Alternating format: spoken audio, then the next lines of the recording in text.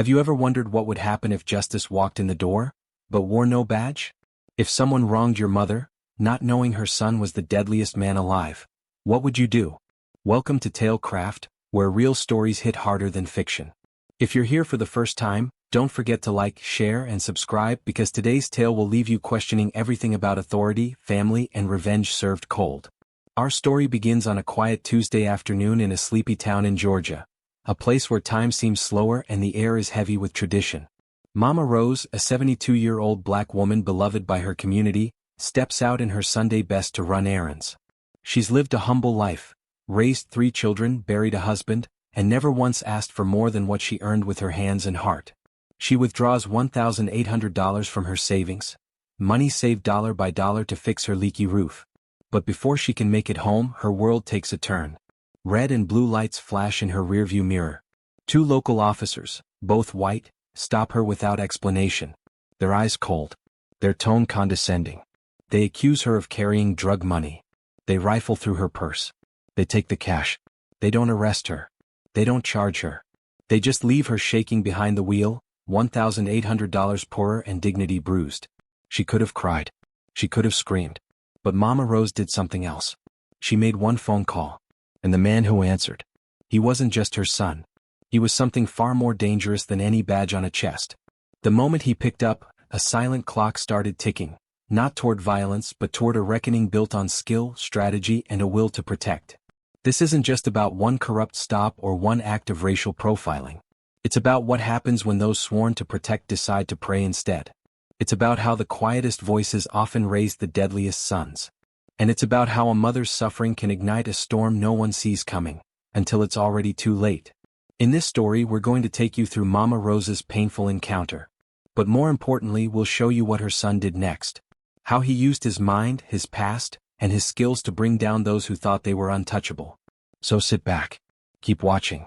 Because justice is coming, not in a uniform but in the form of a man who never forgot who raised him. And by the end of this story, you'll know exactly why the phrase, "never underestimate a mother's son," is more than just a warning. It's a prophecy. Mama Rose was the kind of woman you didn't notice until you needed something. She walked with a slight limp, wore pressed floral dresses even to the grocery store, and her smile, oh that smile, could calm a storm. But behind that tender grin was a woman who had lived through fires most folks never see. She had outlived a hard marriage, survived Jim Crow's shadow, and buried 2 of her children before they reached adulthood. Life had broken her heart, but never her spirit. Her house sat on the corner of Sycamore and 8th, a faded blue structure with a sagging roof and a porch swing that creaked like it remembered the laughter of children long gone. Inside, framed pictures of her kids lined the walls, most of them in uniforms. Her eldest had served in Afghanistan, her daughter worked in a local clinic, and then there was Caleb, the youngest, the mystery, the one whose photo showed him in full dress blues with no rank or insignia, just a stare that looked straight through you. He hadn't been home in 10 years. Rose got by with what little she had, a modest pension, a small social security check, and a garden that fed her better than any grocery store ever could. But things were getting worse. Her roof leaked every time it rained, and the last storm left water dripping onto her kitchen table. So she did what she never liked doing, she dipped into her savings. After months of skimping and praying, she finally had enough. $1,800. It wasn't much, but it was everything she had. She wore her nicest dress that morning, carried her purse like it was holding diamonds, and walked with purpose. The bank teller knew her by name. "Fixing that roof finally, Miss Rose?" she asked. Mama Rose just nodded, her eyes gleaming with quiet hope. She tucked the money safely inside her bag, double-zipped it, and held it close as she walked to her car. She never noticed the patrol car watching from across the street. As she drove through town, she hummed to herself, thinking of what color shingles she might choose. She didn't speed, didn't roll through a stop sign. But still, the flashing lights appeared behind her. She pulled over immediately, her heart racing. 2 officers approached, both young, both white, both with eyes that didn't see a 72-year-old grandmother. They saw suspicion, trouble. A woman out of place with too much money and too little explanation. "Where you headed with all that cash?" one of them barked. Rose froze. "It's for my roof," she said softly, hands on the wheel. But they didn't listen. They made her step out, searched her bag, and when she asked why, when she dared to question their authority, they laughed. "Drug money," one muttered. "No arrest. No paperwork. Just a receipt of humiliation and fear." When they left, they took her savings and a piece of her soul. She sat in the car afterward, frozen. The engine still running. Her hands shaking on the steering wheel. The world outside moved on, indifferent. But inside that car, something ancient and furious had awakened. For the first time in years, Mama Rose picked up her phone and called Caleb. She hadn't heard his voice in over a year. He answered on the second ring. "Mama?" That's all he said. But it was enough. "They took everything, baby," she whispered. "They stopped me and they took everything I had." There was a long pause on the line. No anger. No panic. Just cold silence. Then Caleb said one sentence, one that chilled the air around her. "Send me their names." That was it. No more questions. Mama Rose didn't even ask what he planned to do. She didn't need to. Because when Caleb left home 10 years ago, he wasn't just a soldier. He became something else, something not even the military put on paper. She didn't know all the details, but she knew enough to understand this. The men who stole from her hadn't just robbed an old woman. They had opened a door they couldn't close. Caleb Rose was not born a warrior. He was born quiet. A thin, observant child with sharp eyes and a soft voice, he was the one who noticed the things others missed. While other boys played rough and shouted loud, Caleb watched the shadows move. He watched how people carried pain in their shoulders, how his mother smiled through heartbreak, how his father drank silence with every sip of whiskey. The streets didn't raise Caleb, his mother did. But what grew inside him wasn't just strength. It was calculation. Precision. And that would be the difference between a fighter and a ghost. After high school he disappeared from the neighborhood.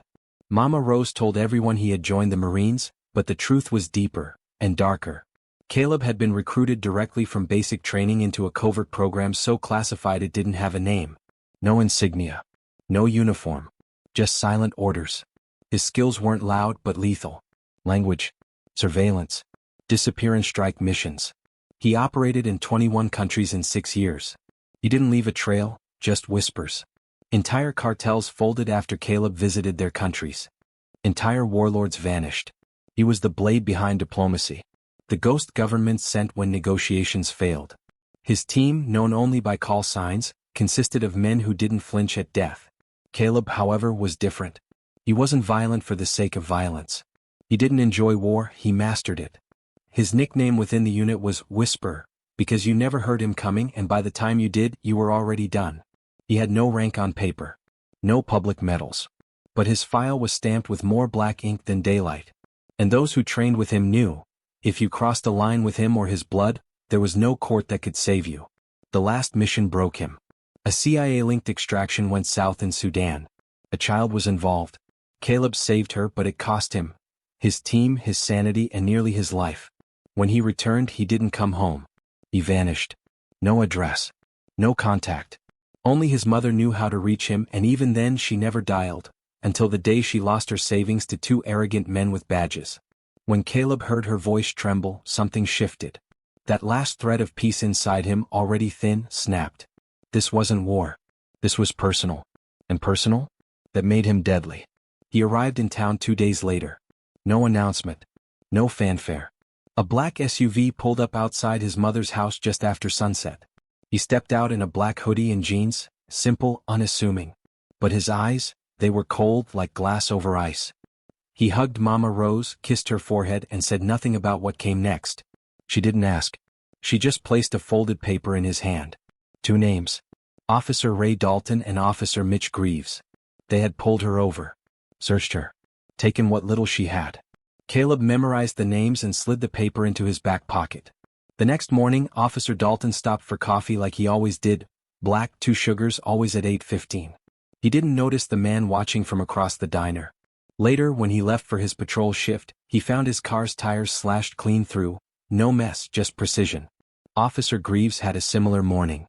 An email hacked into his department inbox with a single photo, a satellite image of his home from the night before, time-stamped.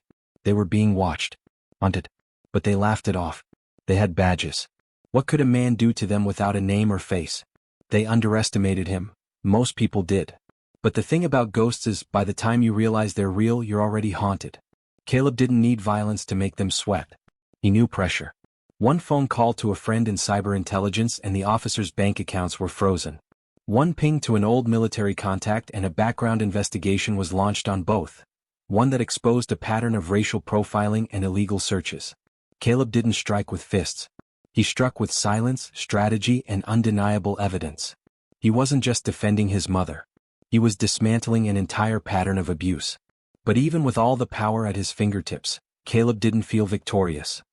He stood in front of his mother's broken porch, watching her water the plants like nothing had happened. Her resilience broke him more than war ever could. "You didn't have to come this far, baby," she told him softly. He looked at her and finally spoke. "I did, Mama. Because they thought you were alone." And in that moment, everything made sense, not just for her but for him. All his training, his silence, his pain, it had all led back to this. Back home. Back to her. The sun rose slowly over the town like any other morning, painting the streets gold and pink, casting long shadows over the courthouse lawn. But beneath that warmth, tension was rising, a silent war no one could see, at least not yet. Officer Dalton adjusted his mirrored sunglasses outside the precinct, chewing gum like nothing mattered. Officer Greaves sipped his latte and cracked jokes with a fellow officer. But both were hiding something beneath their fake confidence: fear. An unease they couldn't name. They'd felt invincible just days ago. But something was shifting. They were being watched and they knew it. Caleb didn't come through the front door. He came through systems, blind spots, habits. While Dalton cruised down Maple Street, Caleb's contact at the Department of Justice triggered an internal memo. An official audit was quietly launched into complaints tied to both officers. While Greaves signed off on a routine traffic stop report, Caleb had already infiltrated the police database, pulling body cam footage, phone records, and car logs, all now saved to a hard drive hidden inside a church across town. This wasn't revenge. This was exposure. And the brilliance? Not one fingerprint of Caleb's was traceable. Dalton's first hit came subtly. His bank called to report unusual activity. Thousands withdrawn under his name, but he hadn't touched a cent. Greaves came next. His side business, illegal car impounding under a buddy's name, suddenly got hit with a city inspection and a massive fine. Caleb didn't fire a single bullet. He just tightened the world around them until it screamed. At the police station, rumors flew. Officers whispered about strange audits, anonymous reports, and surprise investigations. But no one dared say the truth aloud. Someone was coming for Dalton and Greaves, and whoever protected them. Meanwhile, Mama Rose was quietly being lifted up. A community member, acting under Caleb's suggestion, launched a GoFundMe to replace her stolen savings. In 24 hours, it hit $80,000. News began to swirl, slow at first, then rapidly. A local reporter received an anonymous flash drive in her mailbox, containing a compressed file named Blue Veil. Inside, every instance of racial targeting linked to Dalton and Greaves over 3 years, including timestamps and internal memos. She brought it straight to her editor. That night, a teaser headline aired: "Corruption Within? Whistleblower drops bombshell on local PD." Caleb's quiet war had just gone public. The mayor called the police chief the next morning, furious. "If this is true," she barked, "we're not just facing lawsuits, we're looking at federal supervision." The chief, red-faced and panicked, demanded answers. Dalton and Greaves were suspended, temporarily they were told. But the walls were closing in fast. Caleb didn't need to knock them down. He just opened the windows and let light pour in. He met with no one. He said nothing. But like a chess grandmaster, every piece on the board moved with his will. This wasn't just about justice, it was about precision and legacy. Greaves tried to fight back. He hired a lawyer, tried to accuse Caleb of harassment, but he had nothing to pin on him. The case fell flat. Dalton retreated, tried to scrub his records, but Caleb had already backed everything up. Off-site, offshore, and time-stamped. It was too late. In the quiet hours of the night, Caleb returned to the diner, the one where Dalton had laughed after robbing Mama Rose. He sat in the corner booth, sipping black coffee. The waitress, a young woman with braids and quiet rage in her eyes, whispered, "Thank you." Caleb nodded. Word was spreading. It wasn't just about 2 corrupt officers anymore. Caleb's silent war had inspired others. A young black lawyer offered pro bono support to victims of police abuse.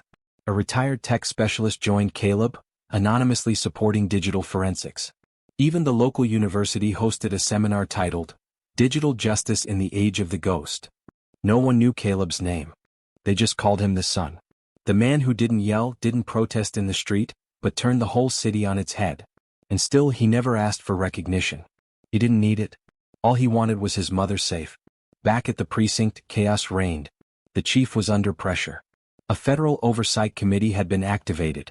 One officer turned whistleblower, confirming that traffic stops were used to fund off-book bonuses. It wasn't just Dalton and Greaves anymore, it was systemic. As headlines exploded, a press conference was scheduled. But before it happened, a package arrived at the police department. No name.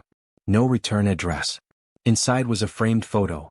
Mama Rose standing at a bus stop with groceries, and behind her both officers, arms crossed, smug. A note was taped to the glass. You thought she was alone. The press conference was cancelled.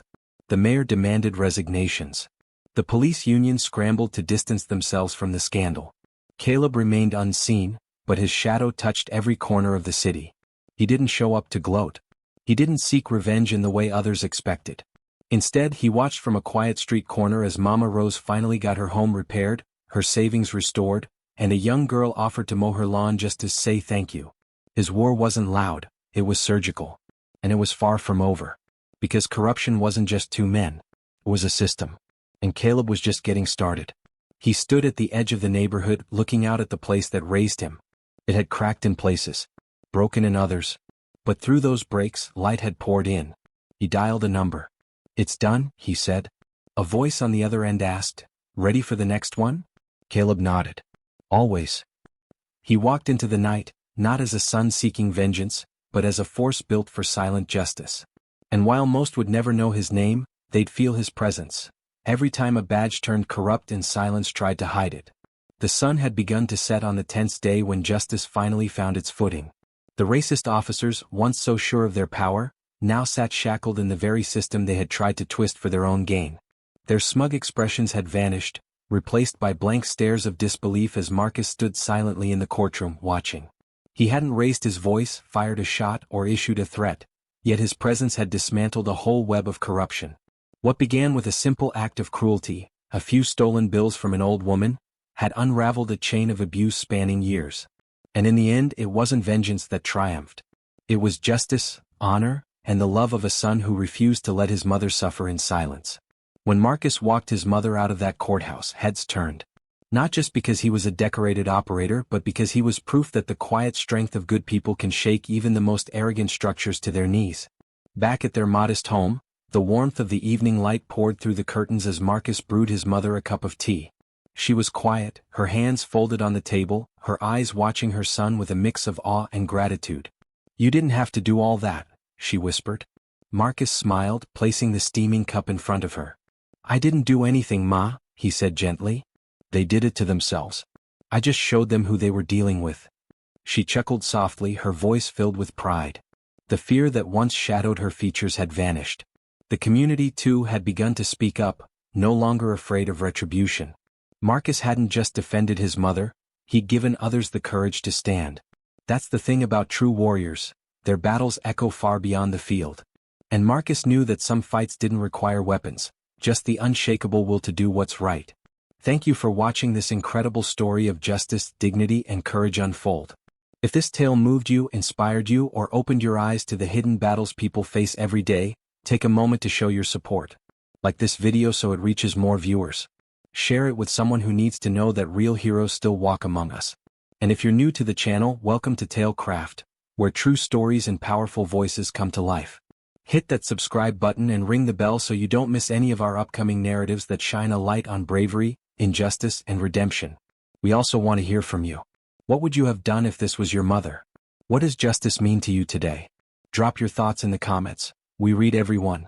Until next time, stay bold, stay aware, and never forget that even the quietest voices can spark a revolution.